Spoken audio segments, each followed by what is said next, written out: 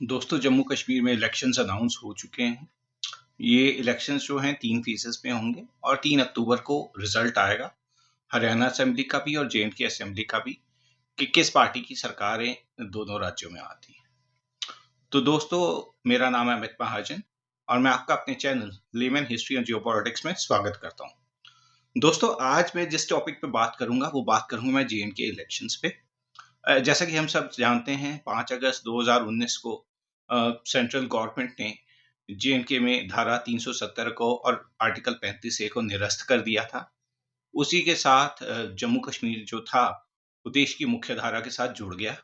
आज इंडिया के लॉज वहाँ पे एप्लीकेबल होते हैं। पहले तो ये होता था कि इंडियन पेनल कोड इंडिया में लागू होता था, वहाँ पे होता था रणवीर पेनल कोड। तो ये उनका जो कॉन्स्टिट्यूशन था, वहाँ पे एक अलग कॉन्स्टिट्यूशन था, वो खत्म कर दिया गया। जे.एंड.के को मुख्य धारा के साथ जोड़ दिया गया और वहाँ पे इलेक्शंस होने वाले हैं। जैसा कि आप सब जानते ही हैं, सुप्रीम कोर्ट का डिसीजन था कि सितंबर 30 से पहले इलेक्शंस करवाए जाएं। तो ये इलेक्शंस करवाए जा रहे हैं। अब ये इलेक्शंस जो होंगे, ये होंगे 90 सीट्स पे। पहले तो जम्मू की जो सीट्स होती थी वो होती थी 37 और जो वैली की सीट्स होती थी कश्मीर की, वो होती थी 46। तो जम्मू की जो सीट्स हैं वो बढ़ा के 6 सीट्स बढ़ाई गई हैं, 43 सीट्स हो गई जम्मू में। और कश्मीर में 1 सीट बढ़ाई गई है और अब वहाँ पे 46 की जगह 47 सीटें। तो दोस्तों, यहाँ पे जो इलेक्शन की जो फाइट होगी वो होगी बेसिकली, पार्टीज तो वहाँ बहुत ज़्यादा हैं, लेकिन जो बेसिक फाइट होगी वो होगी बिटवीन बीजेपी और बीजेपी वर्सेस नेशनल कॉन्फ्रेंस और कांग्रेस की जो अलायंस है उनके बीच में। बीजेपी ने अपने कैंडिडेट्स ऑलमोस्ट, जहां तक मुझे पता है, 67 सीट्स पे डिक्लेयर कर दिए हैं। शायद 61 है कि 67 है। और कांग्रेस और एनसी जो हैं, ये अलायंस में इलेक्शन लड़ रहे हैं। 52 सीट्स पे एनसी अपने कैंडिडेट खड़ी कर रही है। 31 पे शायद, सॉरी, 51 पे एनसी अपने कैंडिडेट्स खड़ी कर रही है। 32 पे कांग्रेस अपने कैंडिडेट्स खड़ी कर रही है। 5 पे ये जो पार्टीज हैं ये फ्रेंडली फाइट्स करेंगे। एक सीट इन्होंने मार्क्सिस्ट के लिए और 35 पार्टी के लिए छोड़ी है। पीडीपी अपने वजूद की लड़ाई लड़ रही है। इस टाइम पीडीपी का जो आधार है वो खिसक चुका है। उनके बहुत सारे लीडर्स जो हैं पार्टी छोड़ के जा चुके हैं। तो पीडीपी बेसिकली जो लड़ाई लड़ रही है वो 40 सीट्स पे इलेक्शंस लड़ रही है, लेकिन उसकी बेसिकली उसके लिए रेलेवेंस की लड़ाई है। उसके बाद आप पार वहां पे जो है अपनी पार्टी है वो भी इलेक्शन लड़ रही है और आजाद साहब की डीपीएपी भी इलेक्शन लड़ रही है। और जो इंजीनियर राशिद साहब हैं उनकी भी अवामी इत्तेहाद पार्टी भी इलेक्शन लड़ रही है। लेकिन इनके जो प्रभाव हैं पॉकेट्स में रहते हैं कश्मीर में। बेसिक लड़ाई जो है वो कांग्रेस और एनसी की अलायंस और बीजेपी के बीच में है। तो दोस्तों, बात ये है कि जम्मू रीजन में अब जो 43 सीट्स हैं, उस 43 सीट्स में जो 35 सीट्स हैं वो हिंदू बहुल, हिंदू मेजॉरिटी सीट्स हैं। और अगर बीजेपी को पावर में आना है तो उसे ये 35 की 35 सीट्स जीतनी पड़ेंगी। जब ये पार्लियामेंट्री इलेक्शंस हुए हैं तो बीजेपी ने यहाँ की जो जम्मू रीजन की 2 सीट्स जीती थी और एनसी ने, सॉरी, शेख इंजीनियर राशिद ने ने भी सीट्स जीती थी कश्मीर में। उसके अलावा एनसी ने भी 2 सीट्स निकाली थी। तो ये जो 2 सीट्स बीजेपी ने जीती थी, यहाँ पे भी बीजेपी को फाइट दी थी कांग्रेस ने। यहाँ पे जो कुछ विधानसभा क्षेत्र थे पार्लियामेंट्री कॉन्स्टिट्यूएंसी में, विधानसभा क्षेत्र जो होते हैं, जम्मू साउथ में, सुचेतगढ़ में और आरएसपुरा में बीजेपी पीछे थी। और उसी के साथ बीजेपी डोडा और किश्तवाड़ में भी पीछे थी। तो ये इलेक्शन किसी तरह से एक स्मूथ सीलिंग किसी भी पार्टी के लिए नहीं है। बीजेपी के लिए भी प्रॉब्लम्स है, कांग्रेस के लिए भी प्रॉब्लम्स है, लेकिन बीजेपी को अगर अपनी रेलिवेंस रखनी है वहां पे, और बेसिकली अब फैक्ट ये है कि जो जम्मू कश्मीर है वो यूनियन टेरिटरी है। तो यूनियन टेरिटरी है, अभी तक उसके स्टेटहुड का किसी को कुछ मालूम नहीं है क्या होगा क्या नहीं होगा। तो बीजेपी अपनी रेलेवेंस वहां पे बनाना चाहती है, वहां पे पावर में आना चाहती है, क्योंकि आपको तो पता ही है बीजेपी का जो स्लोगन होता है वो डबल इंजन की सरकार होता है। तो उनका ये कहना है कि हमारी सरकार सेंटर में है, जे.एंड.के में भी हमारी सरकार आ जाए तो जो जम्मू कश्मीर की डेवलपमेंट है वो बहुत अच्छे ढंग से होगी। पर आईएनसी कांग्रेस का जो जो नेशनल कॉन्फ्रेंस और इसका जो कांग्रेस का जो अलायंस है उसका ये कहना है कि धारा 370 अभी कांग्रेस कभी खुल के नहीं बोली धारा 370 रिपील करने के अगेंस्ट, लेकिन एनसी का ये कहना है कि हम इसे रिविजिट करेंगे। तो उसके बारे में अमित शाह का ये कहना था, जो होम मिनिस्टर हैं भारत के, उनका ये कहना था कि ये तो हिस्ट्री है, इसके बारे में कोई बात ही नहीं होगी। बात होगी कश्मीर के विकास के बारे में, जम्मू के विकास के बारे में। तो दोस्तों, आज हम जो बात करेंगे, हम बात करेंगे कि एक्चुअली कश्मीर में लोगों को प्रॉब्लम्स दशपेश क्या हैं जम्मू कश्मीर में। क्या इश्यूज वहां के लोग फेस कर रहे हैं जिसके बेसिस पे ये इलेक्शंस लड़े जाएंगे। तो दोस्तों, पहली बात तो ये है कि 2014 से वहां पे इलेक्शंस नहीं हुए। 2014 से लेकर 2018 तक वहां पे बीजेपी और उसकी सरकार थी, पीडीपी की।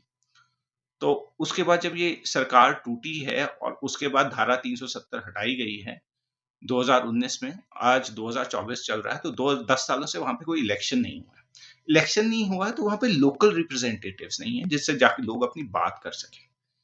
एक एमएलए होगा, एक पंचायत मेंबर होगा, एक काउंसलर होगा, वो अपने वार्ड के लिए, अपने लेजिस्लेटिव असेंबली के लिए, अपने पंचायत के लिए रिस्पॉन्सिबल होता है, लेकिन एक ब्यूरोक्रेट उस चीज के लिए रिस्पॉन्सिबल नहीं होता। तो लोगों के मन में ये है कि ये जो ब्यूरोक्रेट्स आते हैं, ये हमसे बात करते हैं, लेकिन ये हमारी प्रॉब्लम्स का हल निकाल नहीं पाते, क्योंकि इनको हमसे कुछ लेना देना नहीं।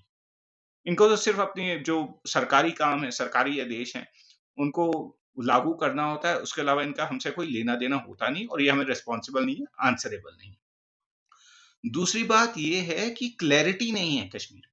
कश्मीर में क्लैरिटी नहीं है कि ये जो सरकार आएगी, ये किस बेसिस पे आएगी। कहीं पे ये दिल्ली वाला मॉडल तो नहीं होगा कि जिसमें सारी की सारी पावर जो होती हैं लेफ्टिनेंट गवर्नर के पास होती हैं और क्लैश चलता रहता है, तो सीएम का, जैसे अरविंद केजरीवाल का और दिल्ली के लेफ्टिनेंट जनरल गवर्नर का जो चलता रहती क्लैश, कहीं पे ऐसा ही सिनेरियो तो नहीं हो जाएगा। अगर ऐसा सिनेरियो होगा तो जम्मू कश्मीर की जो यूनिक स्टेटस है, जो पोजीशन है, उसका क्या बनेगा। तरक्की हो पाएगी कि नहीं, फंड्स आ पाएंगे कि नहीं, कि यहाँ पे भी वही रस्साकशी चलती रहेगी। अब बात यह है कि कश्मीर में पिछले दिनों क्या हुआ है 2023 में, जो बुलडोजर पूरे इंडिया में चला, वही बुलडोजर जम्मू कश्मीर में भी चला। वहां पे रोशनी एक्ट लागू है जम्मू कश्मीर में। वहां पे कई लोगों को जमीनें दी गई थी रोशनी एक्ट के बेसिस पे। बीजेपी का तो ये कहना है कि उसके बेसिस पे कश्मीरियों को और मुसलमानों को जमीनें दी गई थी। और हालांकि एनसी और कांग्रेस का ये स्टैंड है कि इसमें जो लोग गरीब थे उनको घर अलॉट किए गए थे, या जो भी वहां के लॉज होंगे उसके हिसाब से अकॉर्ड किए गए थे। तो सुप्रीम कोर्ट की एक वर्बल रूलिंग थी। सुप्रीम कोर्ट की 20 जनवरी को एक रूलिंग आई थी जिसमें उसने ये कहा था कि रोशनी एक्ट के जो घर हैं, लिखित में नहीं था, मौखिक आदेश था सुप्रीम कोर्ट का, कि उनको छेड़ा ना जाए। उसके बाद भी बुलडोजर चढ़े लोगों के घरों के ऊपर, लोगों के पास वैलिड कागज भी थे, उसके बावजूद उन्हें उनके घरों को बुलडोज कर दिया गया। सरकार का तो ये कहना है कि हमने 23,000 हेक्टेयर भूमि जो है वो खाली करवा ली है, लेकिन लोगों को ये कहना है कि ये सिलेक्टिव है। ये जो बुलडोजर चला, ये रिलीजन बेस पे चला और पार्टी बेस पे चला। उनका ये कहना है कि अनंतनाग में बीजेपी के एक लीडर हैं, उनका एक मॉल है, उस मॉल को तो उन्होंने सिर्फ सील किया, लेकिन जम्मू में एक आम आदमी था, उसका जो मॉल था उसको गिरा दिया गया। तो उनका ये कहना है कि बुलडोजर सिलेक्टिव नहीं होना चाहिए। अगर है किसी ने गलत किया है, कब्जा किया है, तो उसको हटाओ, चाहे जिसका भी है। हालांकि जो लॉ है, लॉ ये सरकार का आश्वासन था एलजी का कि हम इसमें जो गरीब लोग हैं उनको नहीं छेड़ेंगे, लेकिन गरीबों के घर भी इसमें ध्वस्त किए गए हैं और ये बहुत बड़ा मुद्दा बनने वाला है इन इलेक्शंस में। और कश्मीर में सबसे बड़ा मुद्दा जो दोस्तों आज की डेट में ये है कि कश्मीर में जो आप देखें, कश्मीर, जम्मू कश्मीर जो है, इसकी लोकेशन ऐसी है और इसके डेमोग्राफिक्स और पॉलिटिक्स ऐसी रही है कि यहाँ पे प्राइवेट सेक्टर कभी आ ही नहीं पाया। तो जम्मू कश्मीर में जो एम्प्लॉयमेंट का बेसिस है वो है गवर्नमेंट जॉब्स। प्राइवेट सेक्टर है नहीं, गवर्नमेंट जॉब्स हैं।